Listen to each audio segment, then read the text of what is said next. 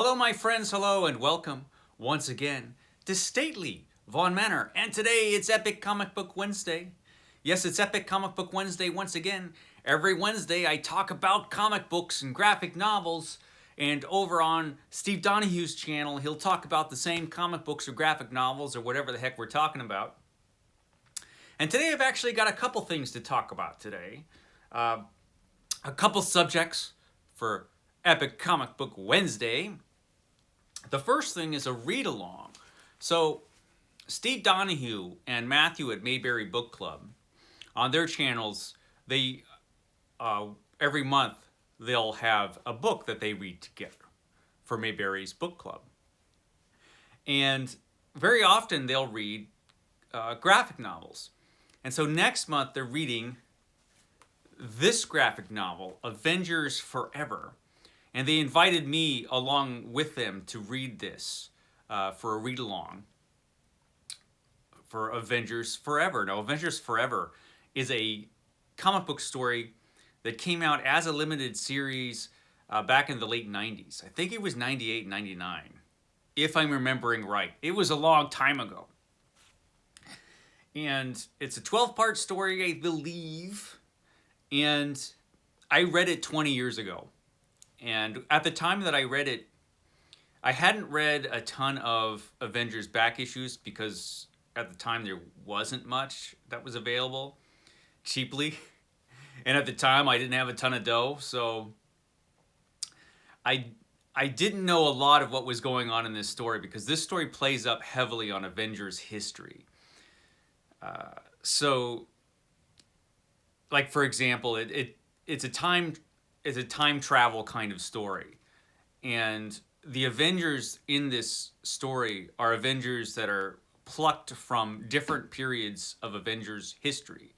For example, Captain America, if I remember right, is the Captain America from the Watergate era, kind of a disillusioned Captain America. And all the other Avengers are from different Avengers, are from different parts of Avengers history. And the story itself plays a lot on Avengers history. So if you don't know Avengers history like really well, some parts are kind of like, and you're just not going to get some of the references.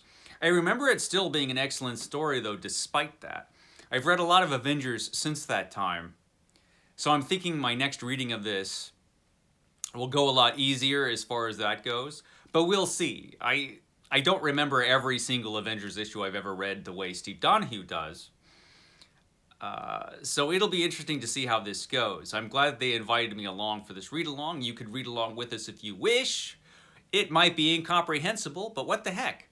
And I will give you updates on Epic Comic Book Wednesday since, you know, that's the only day anybody who's at all interested in comic books is watching me anyway. So, yeah, we'll do this. So this is the first thing I want to talk about. The read-along with Matthew at Mayberry Book Club and Steve Donoghue's channel of Avengers Forever, which was an excellent series. I mean, the art in this comic book is top-notch. It's great. It's brilliant stuff. So this is Kirk Busiek, Roger Stern. Yeah, Kirk Busiek and Roger Stern did the script. But Carlos Pacheco was the penciler. And he's just excellent. He's got a great style. And he did a great job on this story. It's just, the artwork is magnificent. It's worth it just for that. But the story is really interesting too. But like I said, if you don't know Avengers history real well, it could be kind of... So we'll see. So that's the first thing I want to talk about. The next thing I want to talk about today is this. This is Tarzan, the complete Joe Kubert years. So I'm just going to talk a little bit about Joe Kubert and his years on Tarzan. Joe Kubert, one of the greatest comic book artists of all time. He was born September 18th, 1926, and we just lost him August 12th, 2012. And he was magnificent. Kubert is known for a couple things. First of all, he opened a school. He opened the Joe Kubert School of Cartoon and Graphic Art. That was founded in 1976. And a lot of comic book artists and other graphic artists went to that school. So it was a big deal. I don't know if it's still a big deal. I don't even know if it's still around. I haven't checked. But I remember when I was reading comics as a kid, you'd always see advertisements for that school.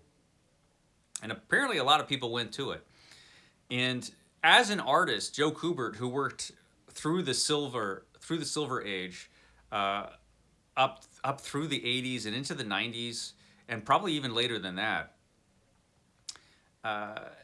he was excellent. He is best known probably for a few things. He drew the new version of Hawkman, which he came out which came out in the 60s.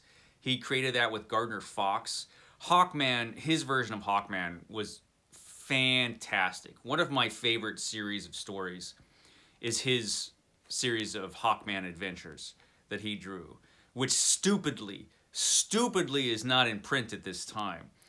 If DC Comics and their moronic reprint program was any good, I mean, we should have a Hawkman omnibus, a Silver Age Hawkman omnibus. We should have that. If this was Marvel Comics, that would exist. It would exist several times over in different formats. I mean, we should have that as paperbacks, those sets of stories. We should have them as an omnibus. It should be more readily available because it was a great set of stories. So he's known for that. Also, he's known for his war comics, which were fantastic. Sergeant Rock, probably the greatest war comic book that's ever existed. In fact, it was the greatest war comic book that ever existed. He did Sergeant Rock. He did Enemy Ace. He did a bunch of other war comics, which were just fantastic. Sergeant Rock, man, again, another comic book that should be available as an omnibus and in trade paperbacks into everything because it was such a great series. I know Steve Donoghue inexplicably disagrees, but his taste in comics is kind of... I mean, sometimes I don't know what he's thinking, but Sergeant Rock was magnificent. It was a great series of war comics. And his artwork on that was fantastic. And he also is known for this, his run on Tarzan when DC Comics got the rights to Tarzan. He did a fantastic series of Tarzan stories. And his set of stories started out with DC's first issue. This was DC's first issue there. This actually wasn't printed by DC.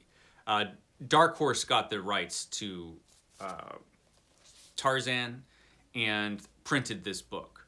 Because if it was left to DC, if DC still had the rights, you would never see this. Because the reprint program is so lame. But Dark Horse had the sense to reprint this.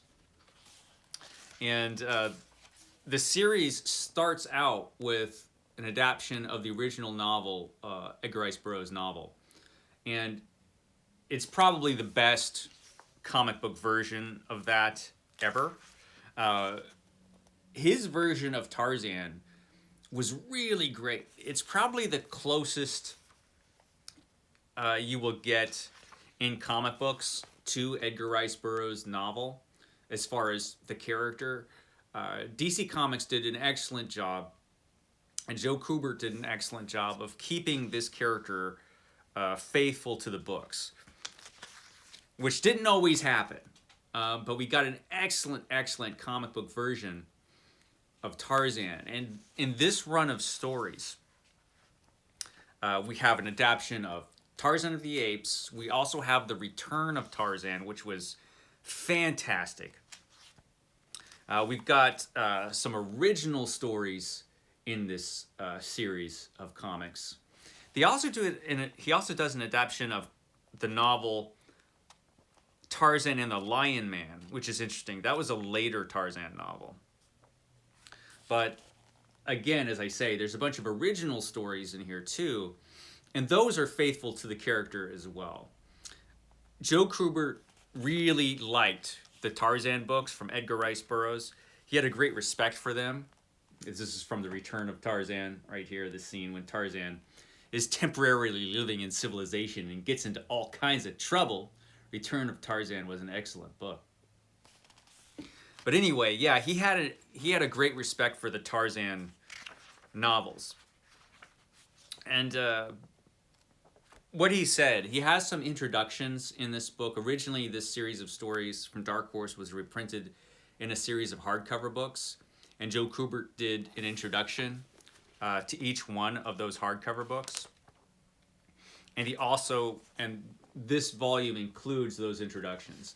And so he talks about his history as an artist. He talks about what got him into drawing Tarzan and what he felt about the character of Tarzan. And how he hoped that if you read these comics, it would lead you to read the original Tarzan novels. So he had a lot of respect for the source material. You've got some other interesting things in this. You've got some thumbnails that he did for the Tarzan comics. You got some great covers. This is from when Tarzan was 100-page giants. They did some 100-page giants. Unfortunately, this doesn't have the rest of the stories from those. It just has the Kubert stories, and there's some cool extras there. I wish that this had all of this stuff.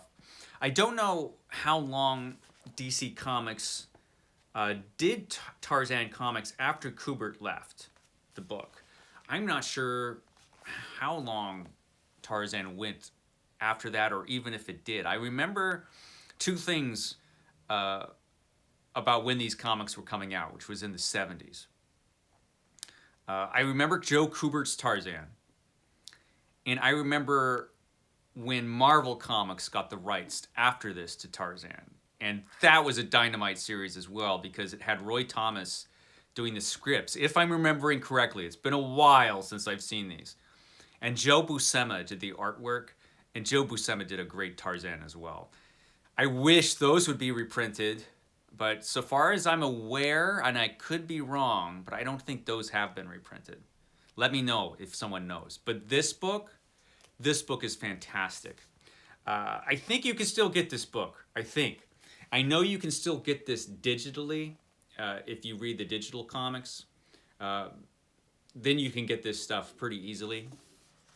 And it's great stuff. I highly recommend it. A lot of energy in the artwork. The stories are great. The adaptations of the original novels are great. The original stories are a lot of fun. And the artwork is just, this is just top-notch stuff. Joe Kubert had that kind of style that when you saw his stuff, you knew. You didn't have to see who the artist was. You knew instantly who drew this comic book. It's fantastic. So there you go, Tarzan, Joe Kubert's Tarzan. That's all I have to say today for Epic Comic Book Wednesday. Be sure to check out Steve Donoghue's channel. He'll have a video up later on today about this book, Joe Kubert's Tarzan. And he has an announcement video up already for the Avengers Forever read-along. And I think, definitely Matthew does as well. I saw that. So they both have announcement videos for the read-along. And you should check out their channels anyway. They're fantastic. Okay, guys, I will catch you next time.